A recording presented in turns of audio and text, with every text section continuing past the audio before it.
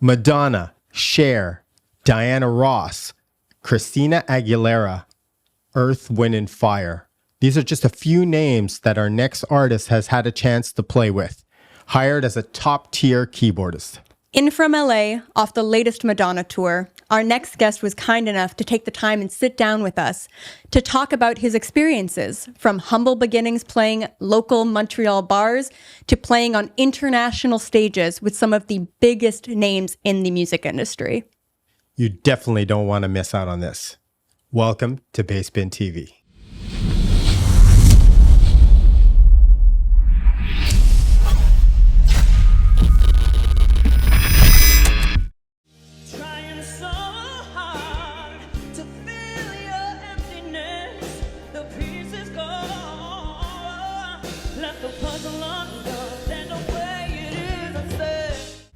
If you feel good, let me hear you say. And if you're feeling good, let me hear you say. And if it's all good, let me hear you say. And if it feels good, let me hear you say.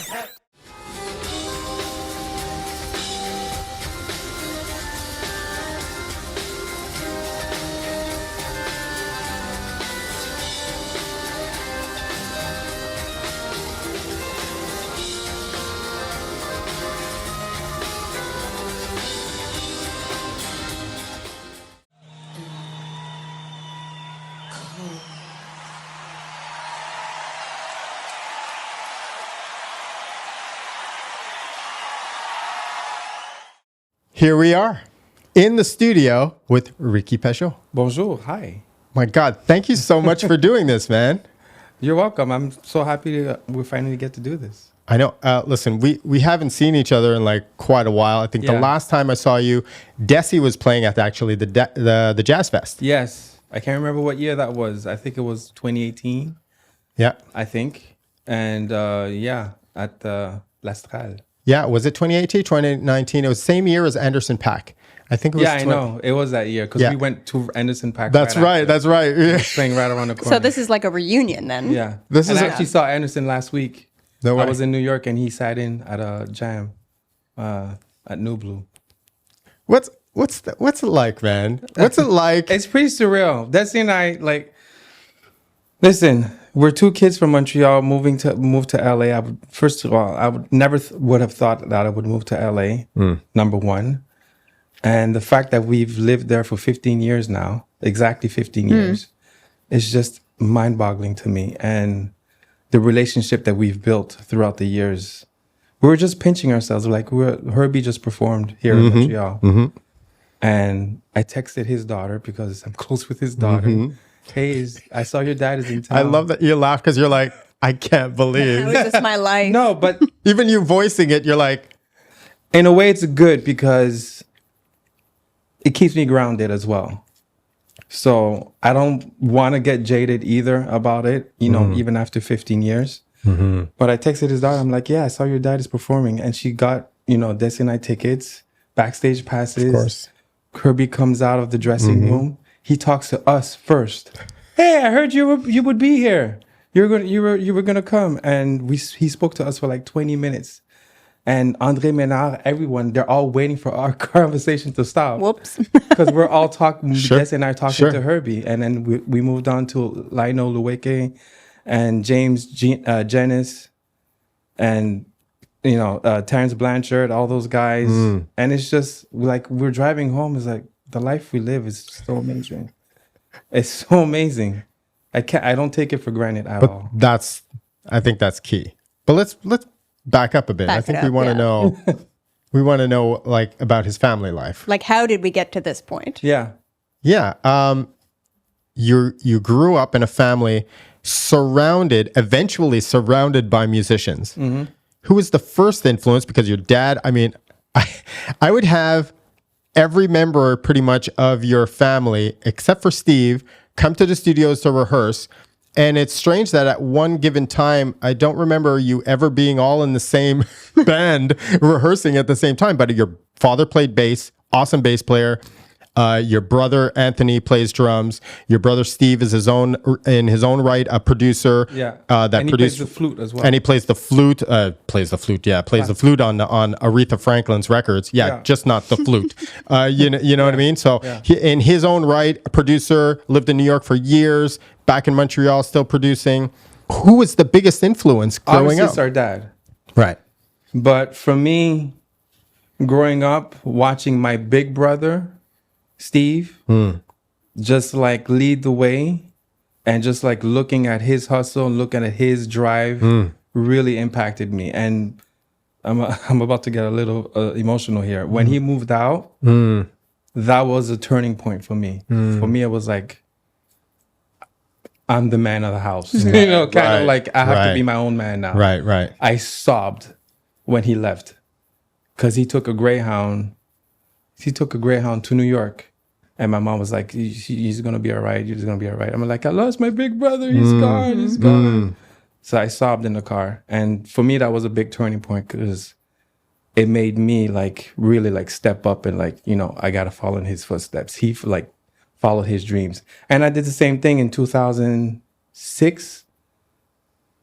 2008. That's when I stepped up and I decided to make the same move, basically, and just like, Mom, I'm leaving. I'm going to LA. Right. And she was like, you know, I know you're going to be fine. My mom had confidence in me because she knew I had that drive as well. But back up a sec. Your bro left. So Steve left.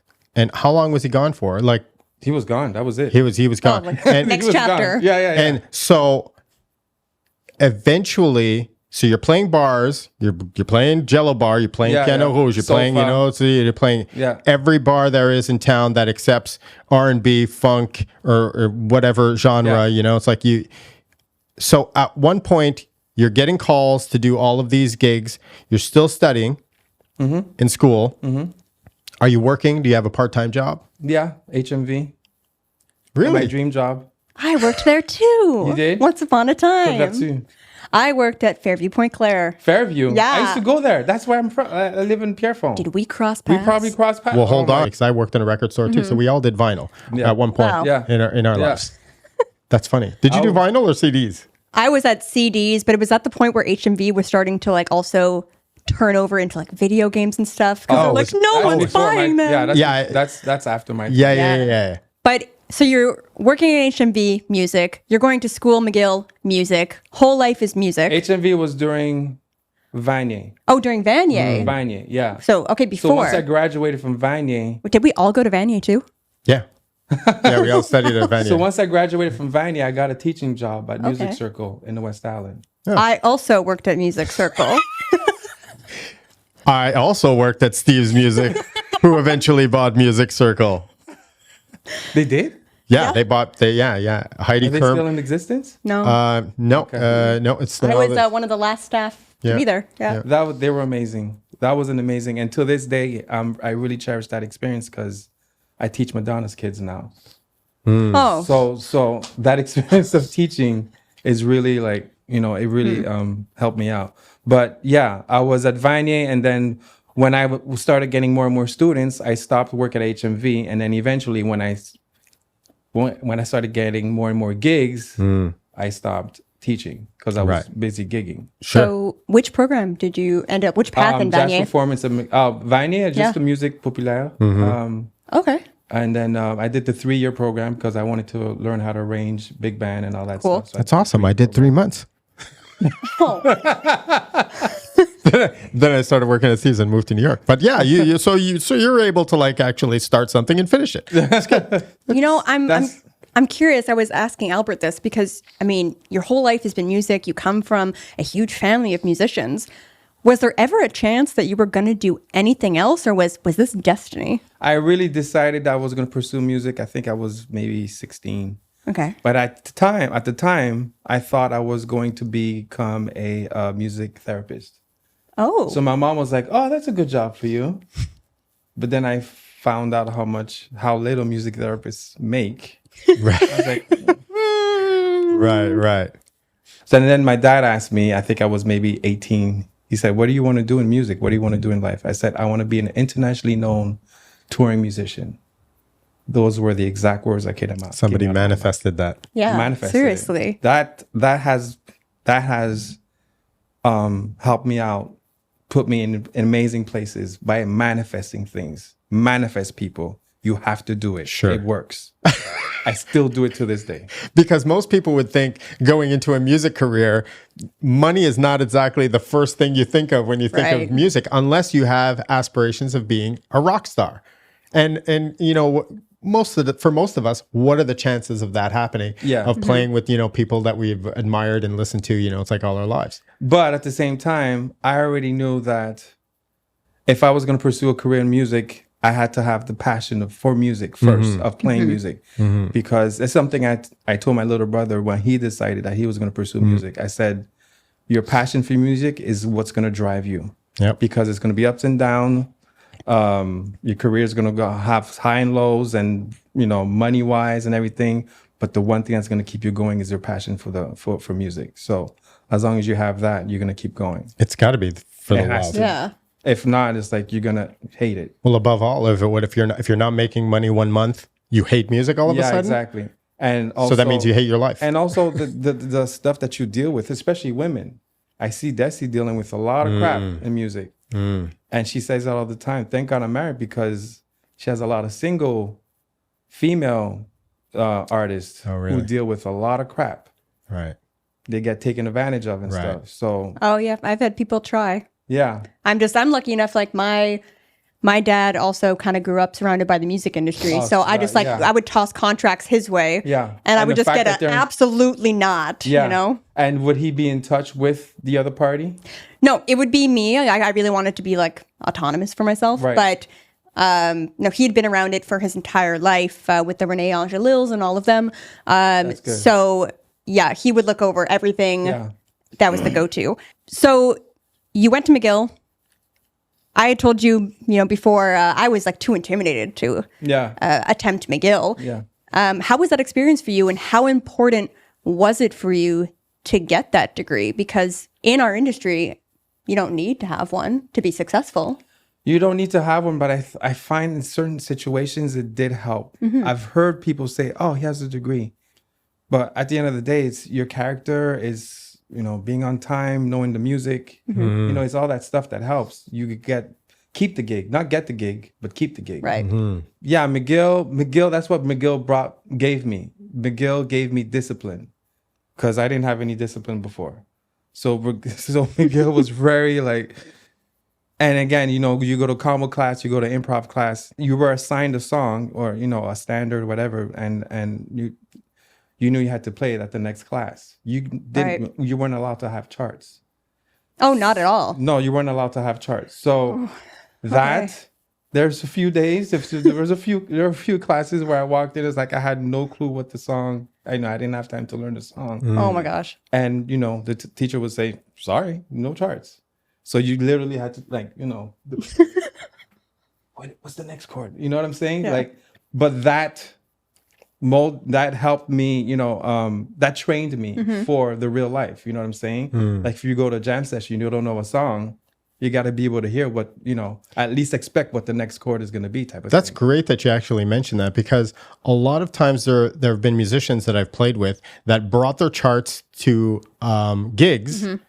And if they didn't have their charts, they were like you said, they were lost. Yeah. But I thought there was a part of me back then that thought, oh, well, if you can read and you can read charts, at least at the very least read charts, I mean, you're that much more advanced, but you can't depend on the charts. You still have to have some type of sense of like what you're playing. Yeah. And Where you're going. And that comes from, you know, again, if you get a whole set list from an artist, that comes from actually listening to the music more than anything. Even before you listen, you watch, you know, you read the chart, you create your own chart. It's the listening to it. Listening to it will at least allow you to get a sense of the song, get a form of the song, get the song's dynamics. right. Knowing, okay, the bridge, we're gonna break it down, or after the bridge is a breakdown, you know, stuff like that. So at least have a sense of what the record is. Sure. And that's another thing about the business. Play the record. Play the record. Amen. You know what I'm saying? Amen. I remember my first audition. I've only had 2 auditions in LA. And my first one was when I first moved in. It was for Mariah Carey.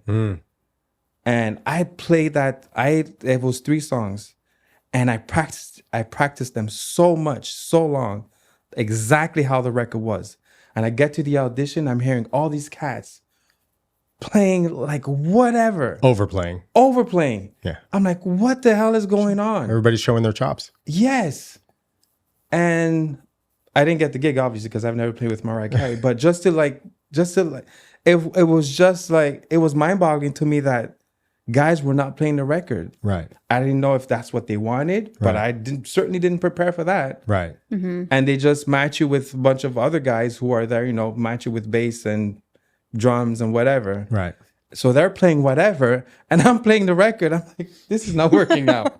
I'm not getting this gig because I'm not playing the way they're playing it. I'm playing the record, and these guys are just like, So you're saying play the record, but you went into that audition thinking that if you played safe, that maybe you had a better chance. So what's the difference between getting the gig and maybe not getting the gig? like I said, I did 2 auditions in LA.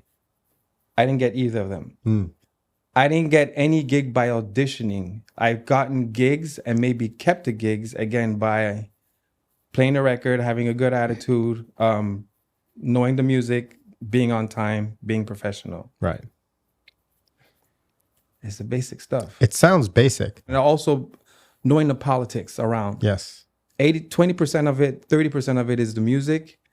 70% is the politics. Interesting. And knowing how to deal with the politics. Sure. Especially at that level when Yeah. you're doing when you're working with So politics. What exactly do you mean by that?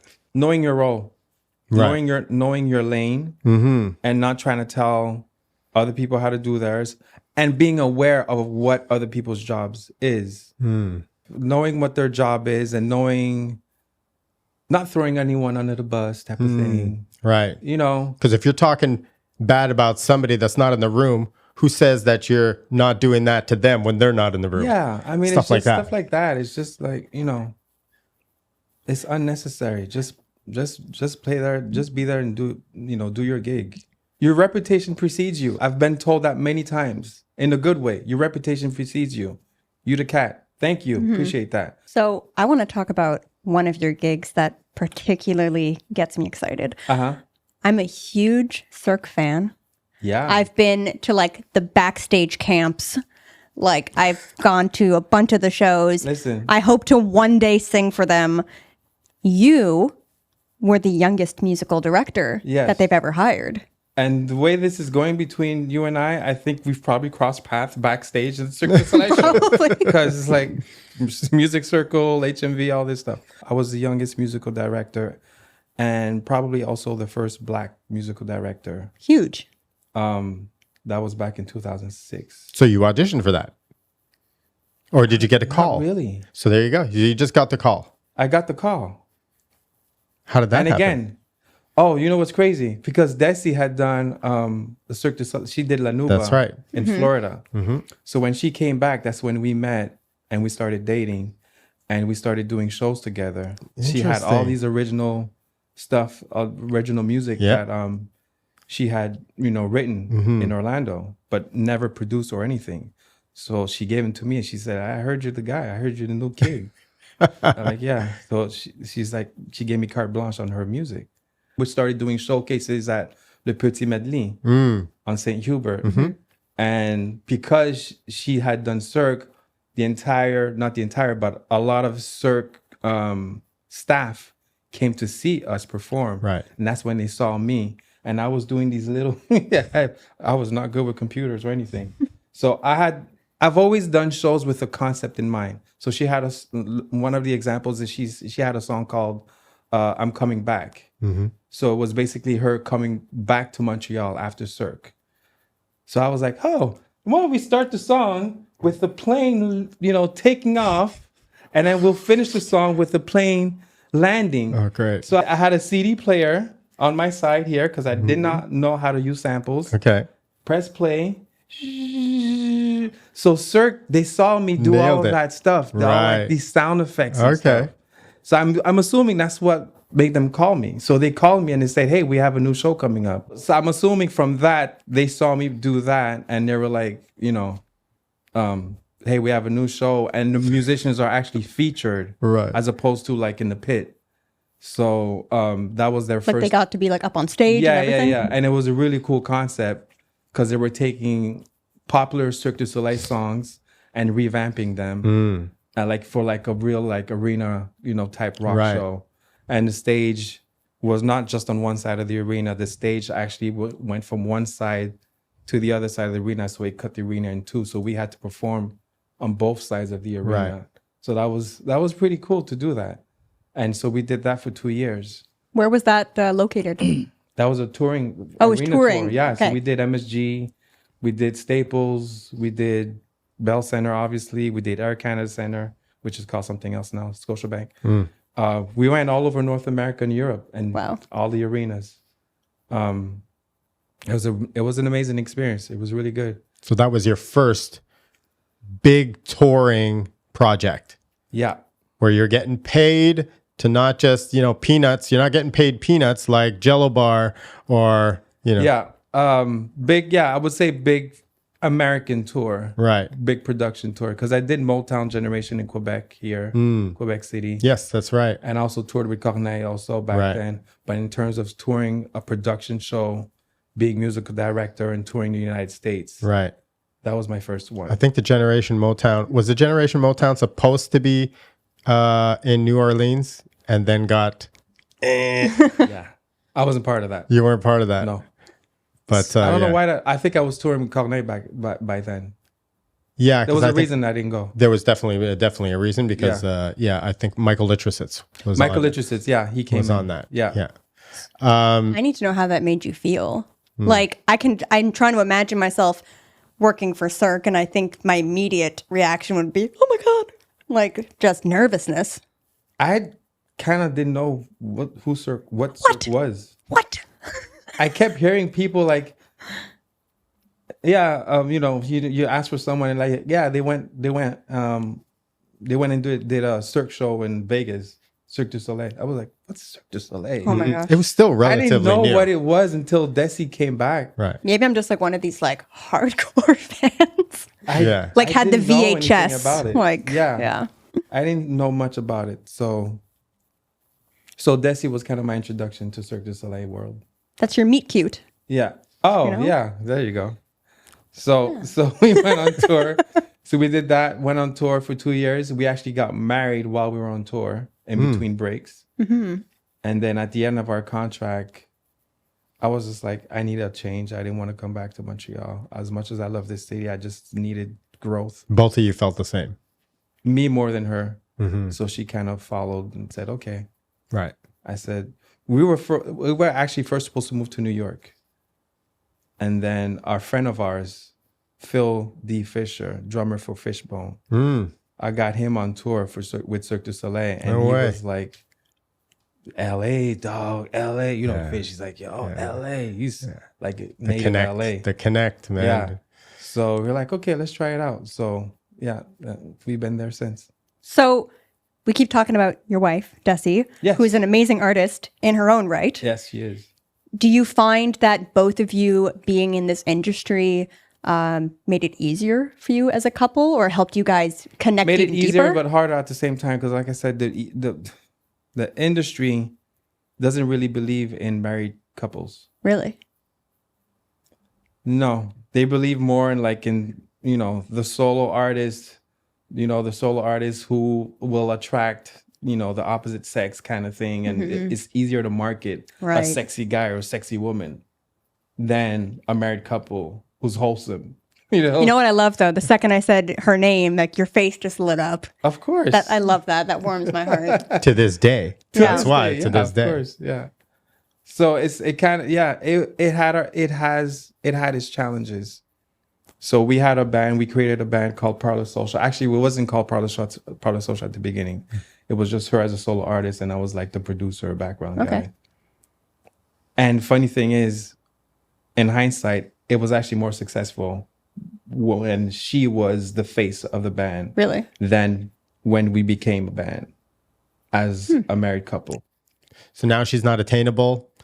Not as interested anymore.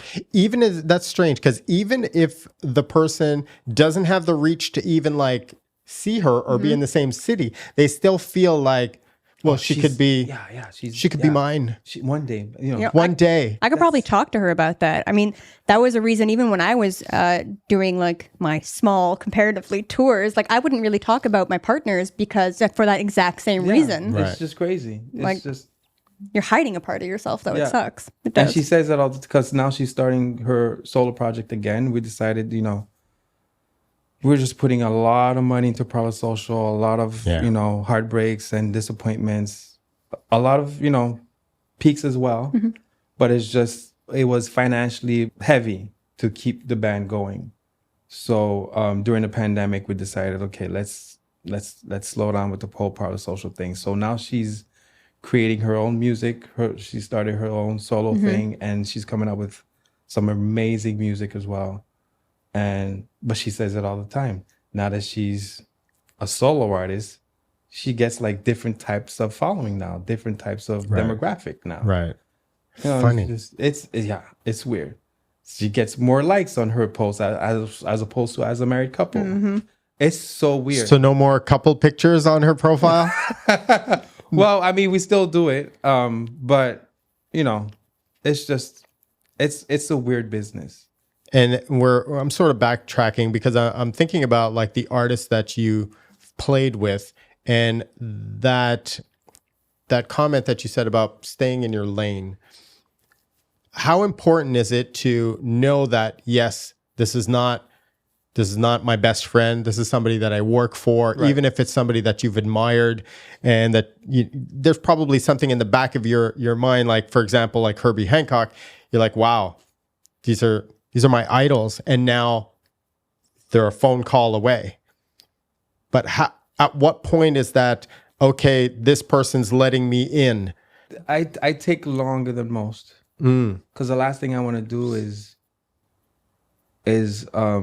be too aggressive and be too pushy. A lot of people in LA are really pushy, Right. and you can tell who has a one-track mind, who's your friend only because of who you work with. Right. And they're very aware of this too. Anybody that comes in that circle, and then somebody gets introduced in that circle, their first probably thought is like, what does this person want from me? And so it they're happens, probably very to this day still happens to me. Right. It's even business associates. right. Like they'll walk up, they'll say, "Hey, we want to work with you. We want to work with you." Okay, you're like, "All right, cool." And then by week 1 or week 2, you think you can get Madonna to like Right, sign there it up, is. to And like there co-sign it on is. this? Yep. That's when I'm like, I cancel you. You're done. And there it is. It happens all the time.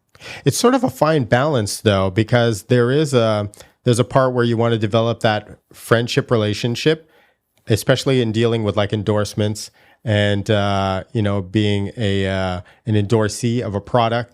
You develop these relationships with distributors, dealers, and I know from my end and having the studios, a lot of those deals were actually accomplished over drinks at a trade show. Yeah, for me, it's about relationships. Yeah. And if that person, put it this way, if that person moved to another company and you wouldn't have a relationship with that person anymore, then you didn't do a good job. Right. You still have to be able to have a relationship with that person no matter where that person is working. Thank you. Yeah. Because at the end of the day, it is about relationships. Yeah. Yeah. Yeah. And then everything else comes after. That's why I'm still dealing with brands that Steinway. started Steinway. Steinway's the newest one. But again, Come on now. But yeah. Like, that's a good one. Yeah. Oh yeah. I'll tell you about Steinway in a second, but I'm saying like my first major endorsement was Ableton, and I still would deal with them till this day. Right.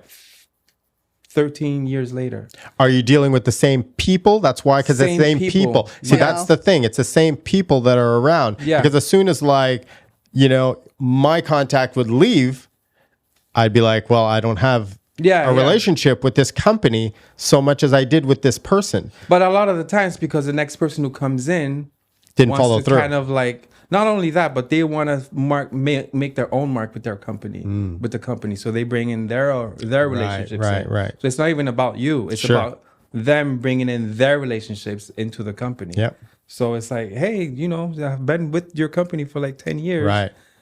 Okay, cool. Well, we can give you a discount now. Wait, I used to get this for free. Hello. We can give you a 50% discount. Hello. We had this conversation this week. Yeah. It happened. Yeah. I could name a company, but I won't right now. But it's like, You want to, but I want to, but we shouldn't. but we won't.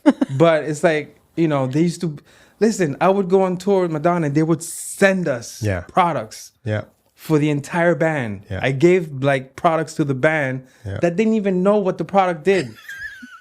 Gotta love that. Like this is it's an interface. You use it with your computer. I don't know. Should I sell it? The thing is worth like $500-$600. Yeah. It's like top of the line interface. But fast forward a couple of tours, that person leaves, somebody else comes in, Yep. and it's crickets.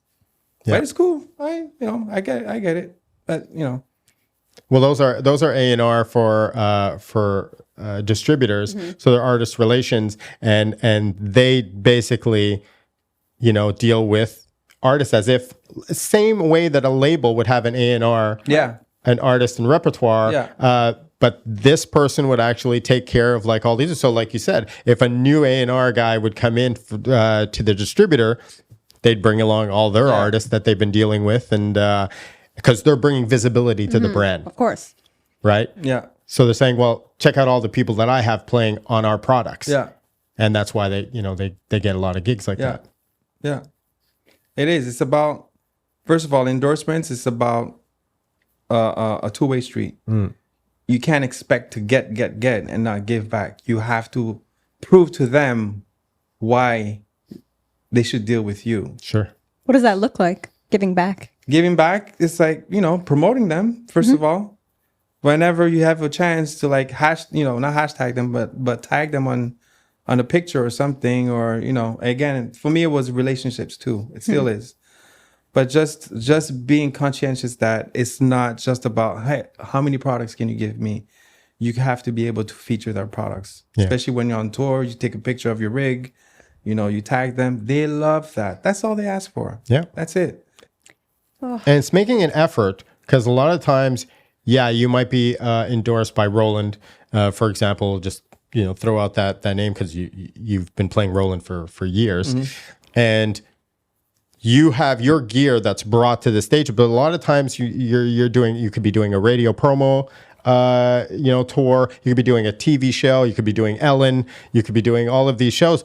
But now it's a rental that has to be brought out for you to bring, like your piano. You're not bringing your gear necessarily. Yeah. So you have to make sure that the rental shop has a Roland. Yeah. Right. Backline. And So backline gear is super important to be able to have your brand. And what's great about, again, with Roland is that I have such a good relationship with, shout out to Igor. Igor takes care of me. Like there's been situations where backline didn't have a Roland, a particular Roland keyboard that I'm looking for.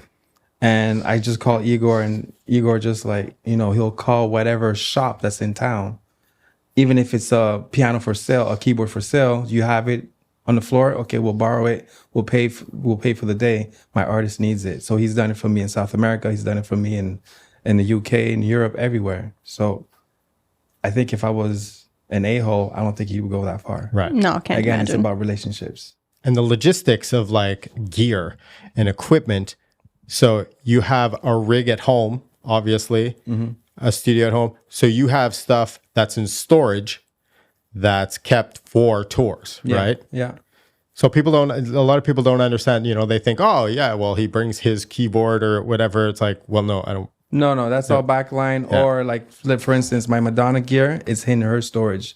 And whenever we go on tour, we pull that stuff out. Right. And it's like you left it, 2-3 years ago, whatever. So that's great. So the Madonna, especially for the Madonna tour stuff, your gear that's in storage, that's on her. So she's paying. You don't have to pay for storage for your backline gear. No, That's that's her stuff. That's an expense. Yeah. So gear that I've started working, that I used back in my first tour in 2008 with her, is still there. It's still in storage. Yeah. Wow. See, a lot of people don't realize the logistics that goes into even just having the equipment on hand when you need it for whatever gig it might be. Like I said, it might be a TV gig, it might be going out on tour. Yeah. There's a team. There's no longer the days of you lugging around your. Oh, I don't. So when was the last time you touched gears? Was it Cirque?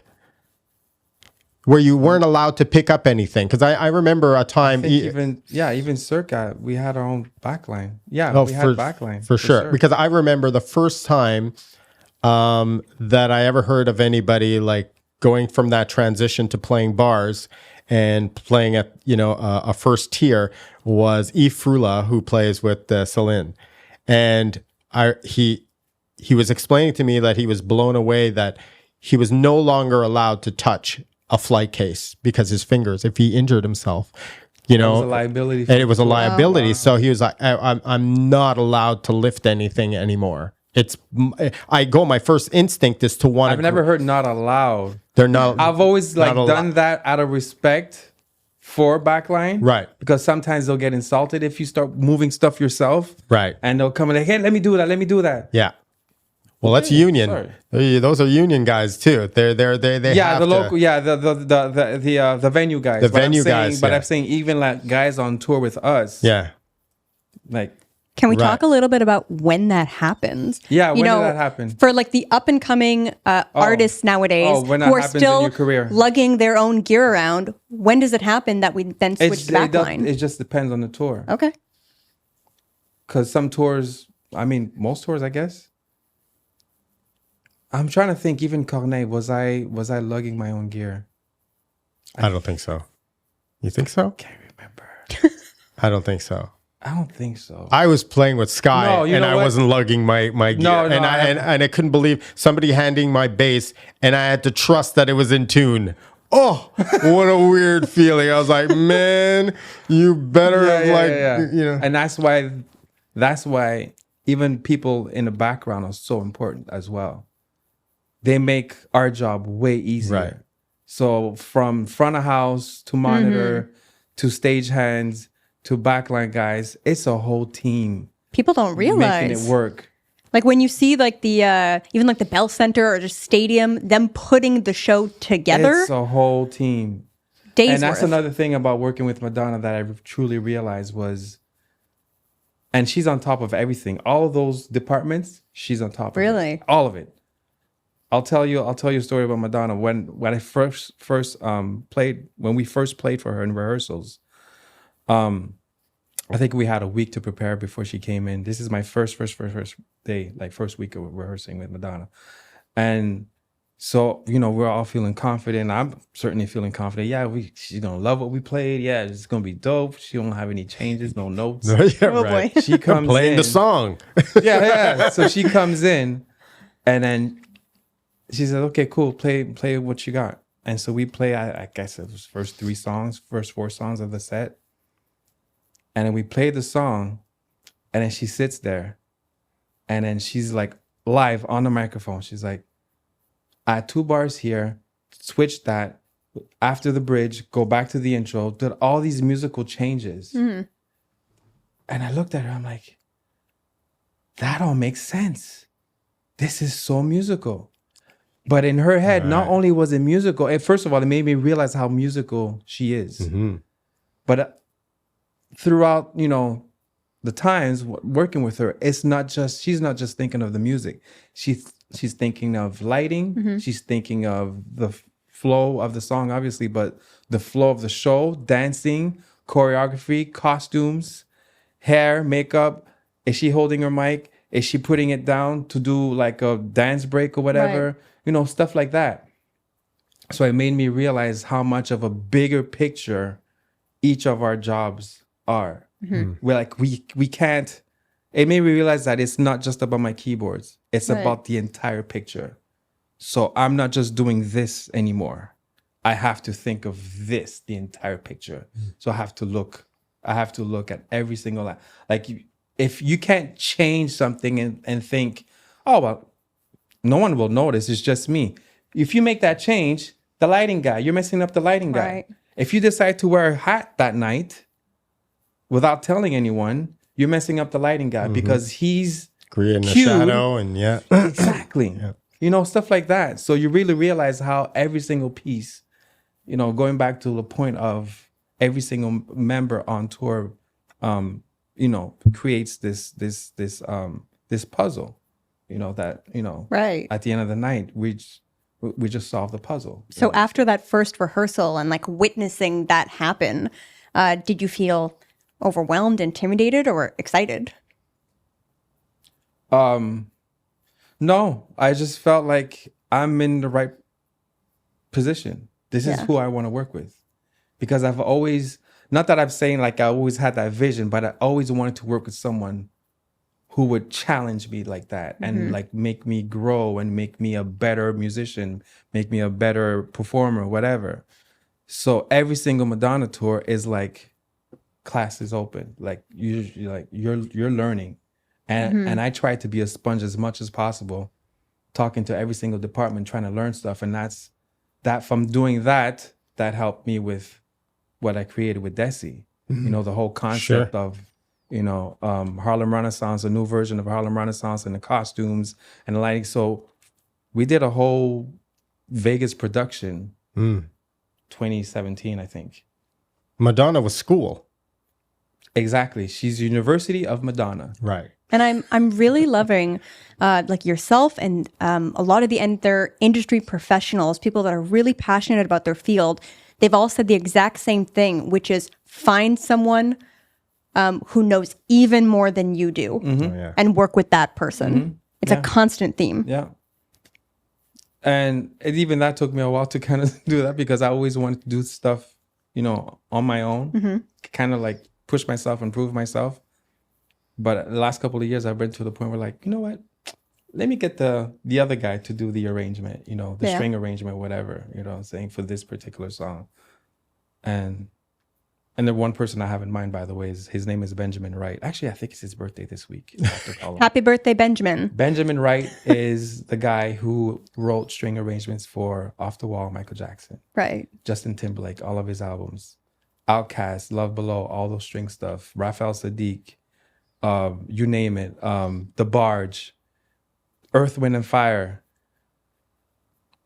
And he's like my mentor in LA. Going back to my first point, it's like, oh my God, like I can call him. And these are guys that lead you on to doing gigs and not only performing for all of these people, but now Earth, Wind and Fire. Now you gotta tell me about this. So Love and Law. Oh yeah. So come on now. I remember growing up listening to Earth, Wind and Fire. My father blasting Earth, Wind and Fire records on a daily, and to think now I'm like 1 degree of separation. You know, I'll never play with Earth, Wind and Fire. I'll never have a chance to. Well, never say never. You never say never Never to say work. never. Never say never to work with Earth, Wind and Fire. Because I could have said never. There you go. So how surreal is that to be able to not only like play, you know, like with all these awesome people, but now you're playing on the record. Yeah. I was part of a writing session and the song got picked up by Earth, Wind and Fire. And I played on the album as well. But fast forward to last year. So that was a recording session. Right. 2010, I think the album came out. Right. Fast forward to last year, Juneteenth, I did a show at the Hollywood Bowl. I was part of the first black orchestra, all black orchestra to play the Hollywood Bowl for Juneteenth last year.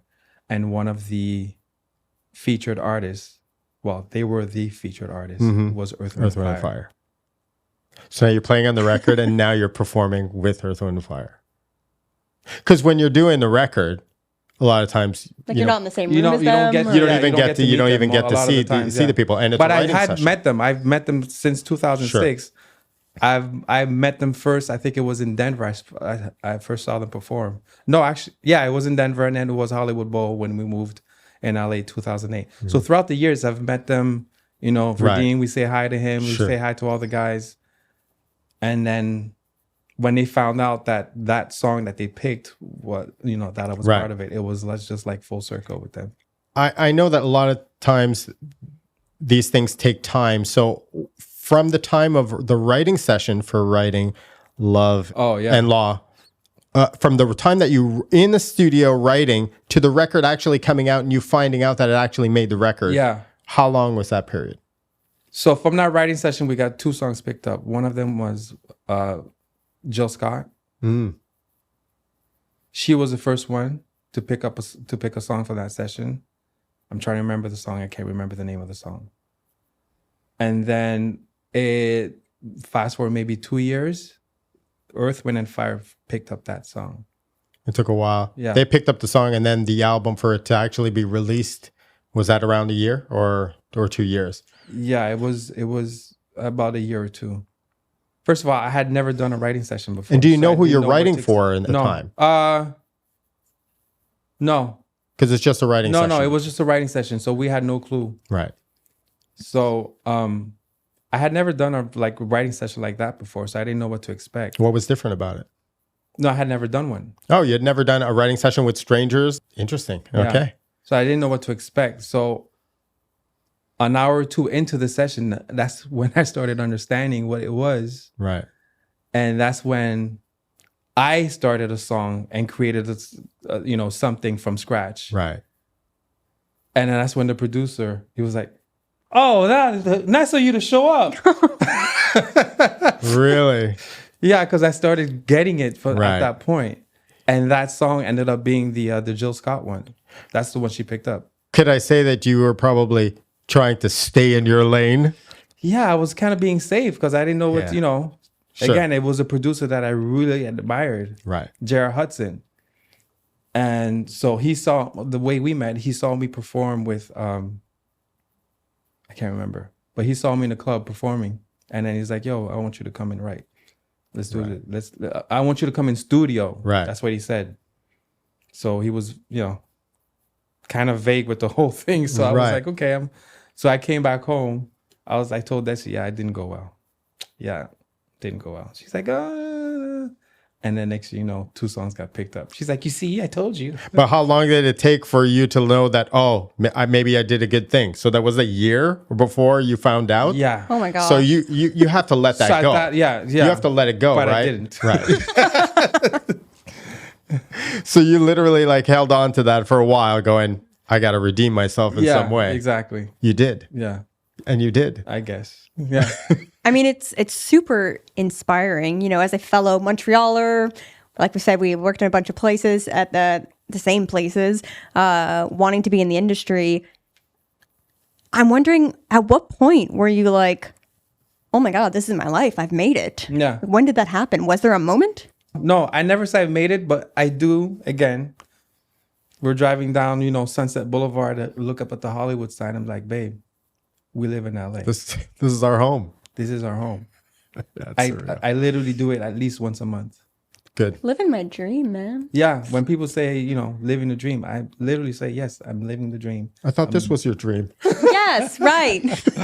No, I mean, but there's this kind of dream, like when you're young and you're watching all of these bands on TV and they're all on the Hollywood Strip and Sunset Boulevard.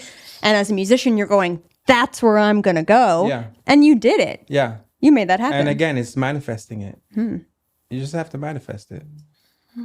Trying. It works. I use it in all aspects of my life. So you're still doing gigs on the side because, when Madonna's not touring, you're still gigging. Yeah. You're still playing, still doing session work. So what's the difference between the gigs in Montreal? I think it's probably a rhetorical question, but what's the difference between getting those calls for gigs in Montreal as opposed to getting those calls now and gigs in LA? The biggest difference is you never know who's in the room in LA. So every gig is an audition. So you can have a guy who you never met who happens to be playing guitar for a big band. And again, it goes down to relationships. Like you had a good time with the guy on and off stage. You're like, "Oh, I know a guy. And call this guy, call this guy." Yeah, that's the And connect. that's how you get the gigs. And those gigs could be serious gigs. Is it more pressure? Does it take the fun out of it? No, because not from the way I approach it, unless you're thinking like every gig you have to impress someone. if you're putting that kind of pressure, that's when, you could kind of burn yourself. Right. You just have fun. I mean, you said, at the beginning of this interview that the driving force should be the passion. Yeah. Be passionate about your craft. Yeah. So I feel like, if you're putting that kind of pressure on yourself to, this could be an audition and this can be an audition, that kind of would diminish that passion a little bit. It's just knowing, just understanding that, anyone could be in that room. You never know who's in that room. I've had guys like tell me Dr. Dre was at a jam session and they ended up in his studio right after the jam session because he was like, yo, let's go to the studio. Nerves. We were talking about nerves on our last podcast and saying how the stress of playing live for me actually got the best of me. And I didn't end up having fun when I would play live. Playing with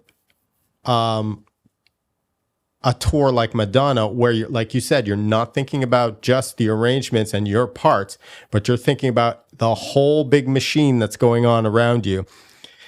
How do nerves play a role in you actually getting through that gig? Do you thrive and like play better, like when you're kind of like that little edgy, nervous feeling, or this is a little too overwhelming for me?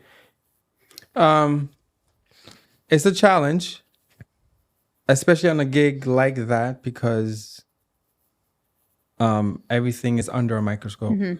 So I've had the pleasure of actually like getting on my second tour, having a totally acoustic feature with Madonna, like no tracks, no nothing. It was just me and her. She's on top of my piano, trying to distract the hell out of me. And I'm like, don't look at her, don't look at her, don't look at her, play your part, play your part. And she's like standing, I won't even tell you in what position. Yeah, I know. I've seen pictures. Yeah, you've seen pictures. Yeah. And she would do on purpose to try to, but she knew I could take it. Right. She knew I was like laser focused. But yeah, I mean, you don't think about all that stuff when you're playing, because that's when it could become overwhelming.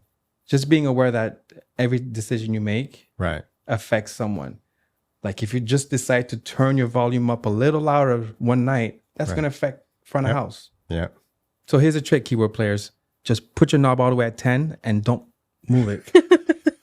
Like that. You're just consistent. You can do that. And they love that. And you can do that for keyboards. And you can do that. Just put up a 10 and you don't have to guess anymore. 10.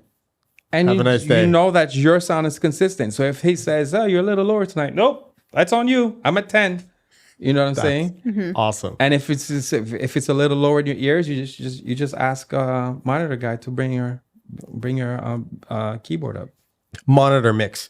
A lot of people would probably want to know what you'd like to hear in your in-ear mix, because everybody's in-ear mix is different. People think that I guess some people think that they're just getting a blend of like just everybody in the mix, but everybody has certain things that they need to hear more. Some people more click, some people it's more count in, some people it's they like to hear just drums, then just a little bit of vocals. Yeah. What is it that you like to hear in your? I need to hear mix? drums.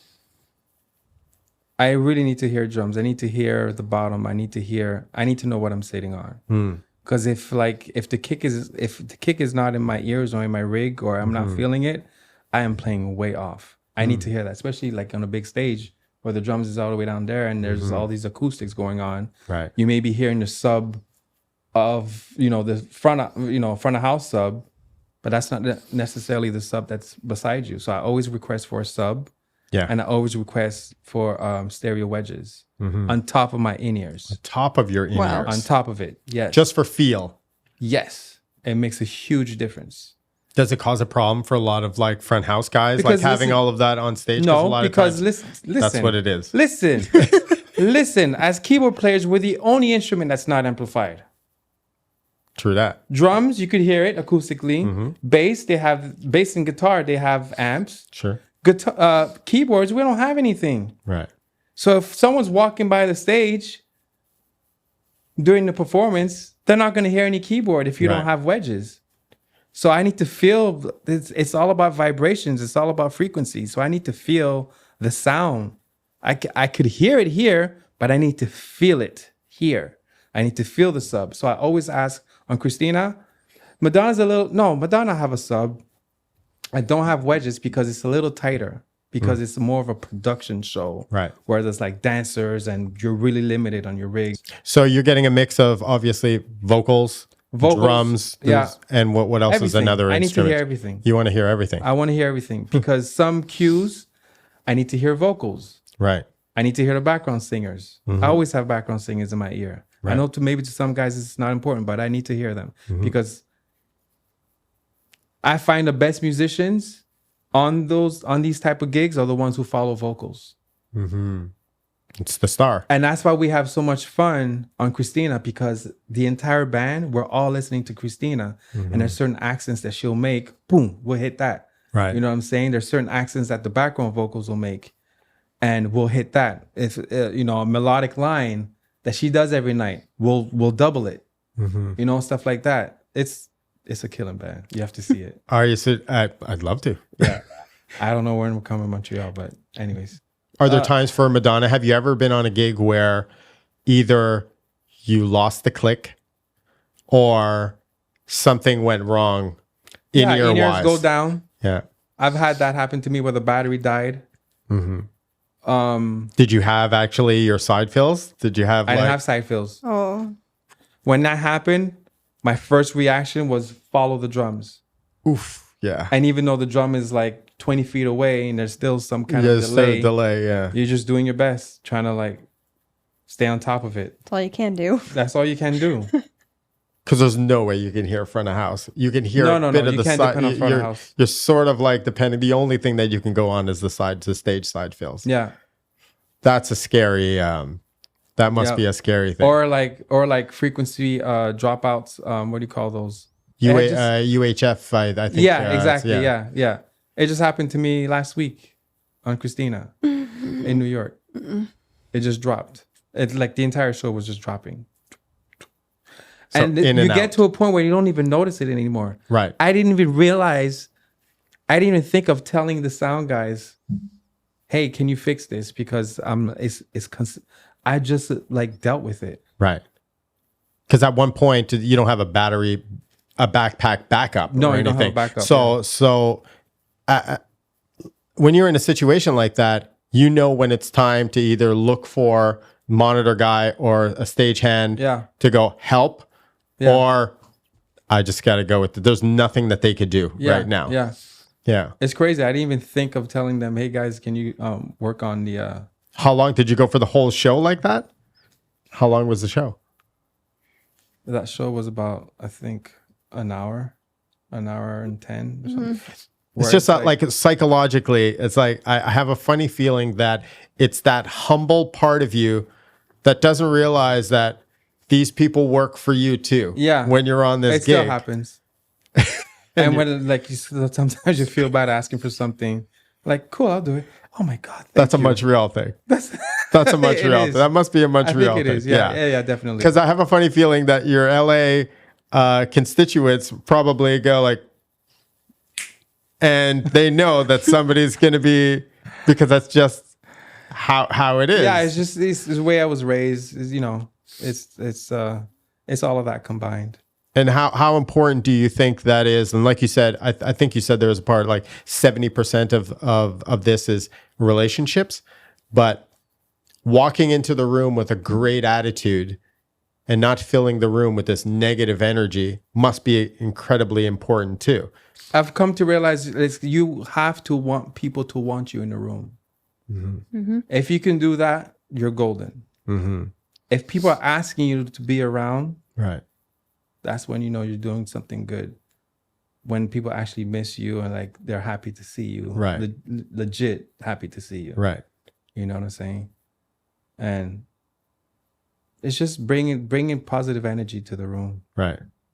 Well, my friend, you brought some positive energy to this room. It was so good to see you after such a long time. And it was It's so been a good minute. for us to actually connect in this way. And this is a fun way to actually reconnect. You know what's funny? When I started rehearsing at Bass Bin on Saint Laurent, to me, that was my sign out. I've made it. I'm rehearsing at Bass Bin. I've made it. I've made it. That is so sweet and hilarious to me. It was. Now that you're As a playing, kid coming out of school, right? and you're rehearsing Right. all these basements or crappy Right, like rehearsal right. rooms, and then you get a gig where you're actually rehearsing at bass bin, Right. Rehearsal carrying your own keyboard up that elevator. Right. And I think back then I used to carry my Rhodes up there, oh, my Fender Rhodes. I used to bring it up there. that's dedication, my L-arginine. friend. It works. That's right. Well, my friend, ever since those old bass bin days, always a pleasure to always see you and your family coming into the studios. It's always been awesome. Thank you so much for taking the time to do this. And I know we have so much more that we could probably talk about, but maybe we'll do it on the next segment, on the next tour when you come back with Christina and you have tickets for us. Yeah, I will. All right. Thank you for having me. Thank you very much for sticking around on Basebin TV. We were here talking with Ricky Pageot. Yeah, we had a lot of fun. And we'll catch you next time on Basebin TV.